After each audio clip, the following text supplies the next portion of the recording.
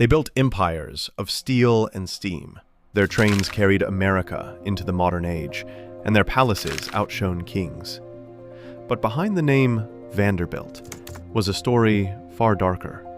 A story of ambition that devoured family, of wealth that corroded love, and of a dynasty that seemed destined to rise higher than anyone, only to fall harder than all. This is the dark history of the Vanderbilts.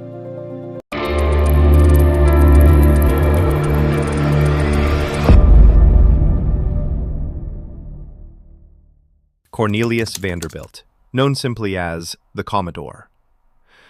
Born in 1794, he wasn't destined for nobility or comfort. His parents were poor farmers on Staten Island. At 11, he quit school to ferry passengers across New York Harbor. By 16, he owned his first boat. He was loud, he was ruthless, and he was brilliant at spotting opportunities. He ran ferries, then steamboats, undercutting rivals with fares so cheap they went bankrupt. Competitors feared him. He crushed rivals with cutthroat tactics, bribed politicians, and controlled routes like a general commanding troops. By 23, he had his own fleet. By the time railroads became America's lifeline, Vanderbilt smelled the money. He bought, merged, and monopolized rail lines until he ruled them all. Cornelius didn't believe in luxury. He didn't waste money on mansions or parties. For him, wealth was a weapon. He used it to crush rivals, manipulate markets, and bend industries to his will. He consolidated lines, crushed opposition, and created the New York Central, one of the most powerful companies in the world, which made him one of the richest men in America. By the time of his death in 1877, he had amassed an astonishing $100 million fortune, equivalent to over $3 billion today. He built an empire. But he also built something more dangerous: expectations.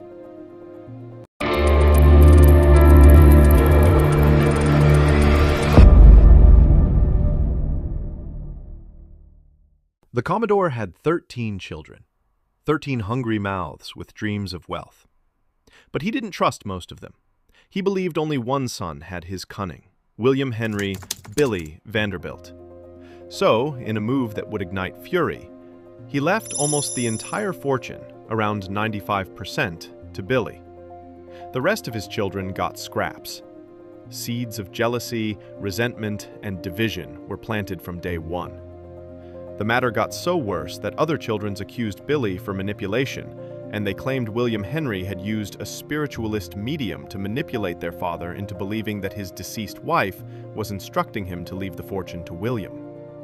He then settled the dispute with the siblings by providing them cash and trust funds, though the amount was considered small compared to the vast fortune he had inherited.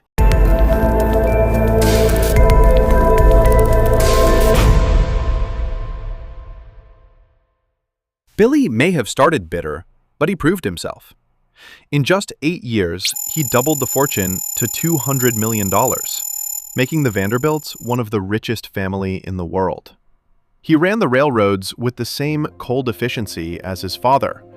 But unlike Cornelius, William didn't hunger for power. He longed for peace.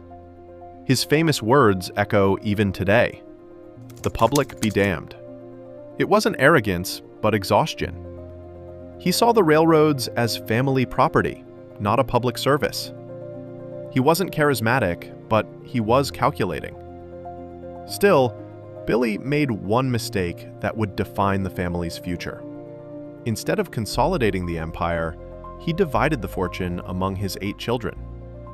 And unlike the Commodore, these heirs were not ruthless businessmen. They were dreamers, socialites, and party hosts. The stage was set.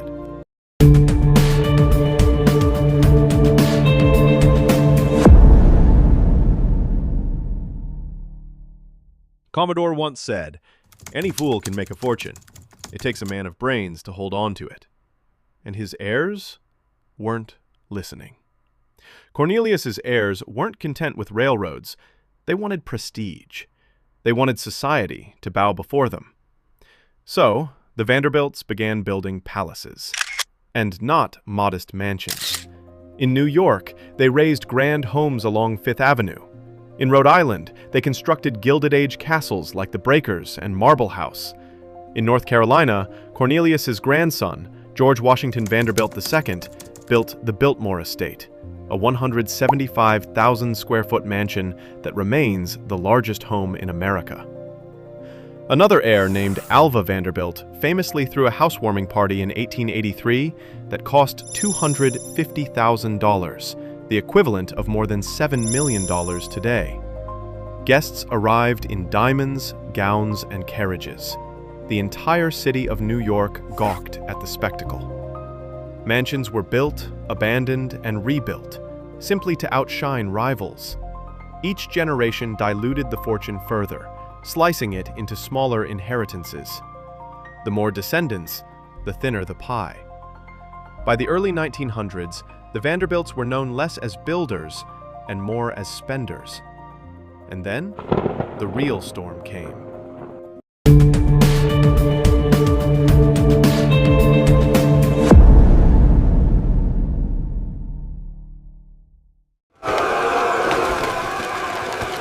(1929). Wall Street crashed. Banks collapsed. Fortunes evaporated overnight. For families like the Vanderbilts, who had already bled their fortune dry on parties and palaces, it was the final blow. Some estates were sold for pennies. Others were simply abandoned. Entire wings of mansions sat in silence. Shutters closed, marble halls gathering dust. The family that once defined American wealth couldn't even afford to maintain their homes.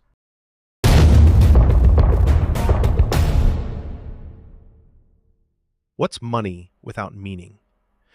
Generations of Vanderbilts discovered the answer. Behind the glamour came broken marriages, depression, and addiction. Alva Vanderbilt forced her daughter Consuelo into a loveless marriage with a British duke, just so the Vanderbilts could buy aristocratic status. The girl wept on her wedding day, dragged down the aisle as though she were a bargaining chip. Other Vanderbilts fought bitter lawsuits over inheritances. Brothers turned against brothers, sisters against sisters. In 1915, Alfred Vanderbilt boarded the RMS Lusitania. When a German U-boat torpedoed the ship, chaos erupted. Alfred, one of the richest men in the world, gave away his lifebelt and helped women and children to lifeboats. He died in the sinking. It was noble, even heroic, but it also robbed the family of another powerful figure and exposed how fragile wealth is in the face of fate. Reginald Vanderbilt, grandson of the Commodore, gambled away much of his fortune and drank himself to death at just 45. His daughter, Gloria Vanderbilt, became an heiress before she was even 2 years old, leaving her fortune in a trust. What followed was a custody battle so vicious it made newspaper front pages. Her mother wanted her inheritance. So did her aunt. The press called Gloria the poor little rich girl. Gloria grew up to be a fashion icon, an actress, and a symbol of glamour. But behind the sparkle lay loneliness. Her son, Carter Vanderbilt Cooper, leapt to his death from a 14th-story balcony in 1988. Her another son, Anderson Cooper, who was a journalist, once said, "My mom had trust funds, but what she lacked was trust itself." The dynasty that once ruled America now produced heirs who carried more trauma than treasure.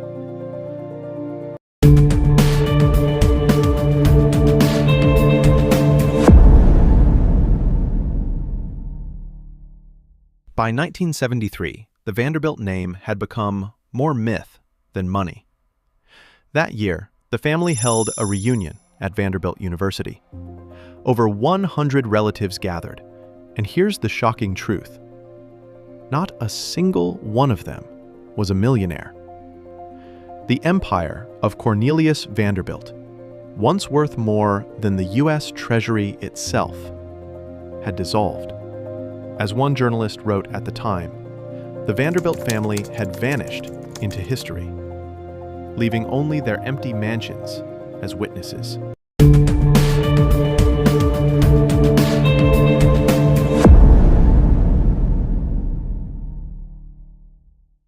The greatest Vanderbilt house still standing, the Biltmore in North Carolina, is no longer a family home. It's a museum, a tourist attraction. Strangers walk its halls now. The heirs couldn't hold on to it, but visitors pay tickets to gawk at the ghost of what once was. It's the perfect symbol. The Vanderbilt dynasty became an exhibit. Wealth turned into memory. Within 3 generations, the empire was gone. If you found this story interesting, subscribe to Luxury Freaks, because behind every fortune lies a shadow, and we uncover the stories the history books whisper but never shout.